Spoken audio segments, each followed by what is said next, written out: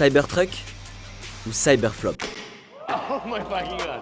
Le Cybertruck de Tesla, la marque d'Elon Musk, serait le plus grand échec de l'industrie automobile depuis des décennies, selon le magazine économique américain Forbes. Et voici pourquoi. D'abord, il est loin de remplir les objectifs de vente. Lors de son inauguration en 2023, Elon Musk visait 250 000 Cybertrucks vendus chaque année. En 2024, moins de 40 000 ont été vendus. C'est clairement un échec, et c'est le premier échec patent de Tesla. Et c'est un échec pour trois principales raisons. Premièrement, le Cybertruck manque de fiabilité. En 2019, lors de sa présentation, Elon Musk ne tarissait pas d'éloges sur son nouveau véhicule. It's really hard. It is literally bulletproof to a 9mm handgun. Et puis, il a voulu prouver ses propos. Franz, could you try to break this glass, please? Une première fois, Oh my fucking god. et une seconde fois, pour être sûr. Sure.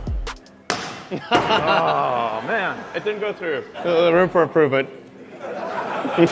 Clairement, il apparaît dès le lancement que cette voiture n'est pas fiable. Elle accumule tellement de problèmes de toute catégorie, d'ailleurs de tout genre. Cette voiture a été lancée alors qu'elle n'était pas au point. Et c'est une évidence. Un an après sa commercialisation, le Cybertruck a déjà été rappelé 8 fois pour des défaillances. Une pédale d'accélération qui reste coincée, As I'm driving, this slid up and wedged itself just like that. un essuie-glace qui tombe en panne, I don't know what happened.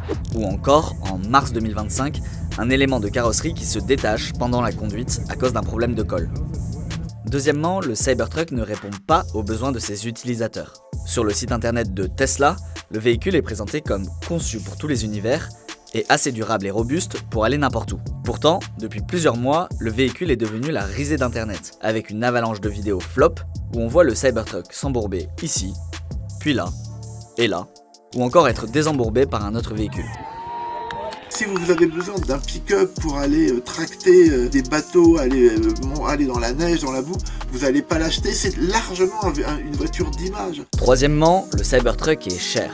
Musk avait promis une version de base à moins de 40 000 $, or les modèles se vendent aujourd'hui entre 70 et près de 100 000 $.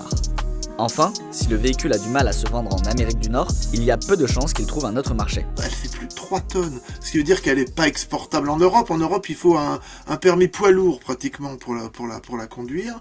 Il devait se vendre en Chine. Avec ce qui se passe entre les États-Unis et la Chine en termes de droits de douane, c'est mal engagé. L'année 2025 s'annonce donc compliquée pour le Cybertruck. D'autant plus que depuis l'engagement de Elon Musk dans l'administration Trump, une vague de boycott a touché la marque Tesla. Au premier trimestre 2025, les ventes des véhicules Tesla ont ainsi baissé de 13%.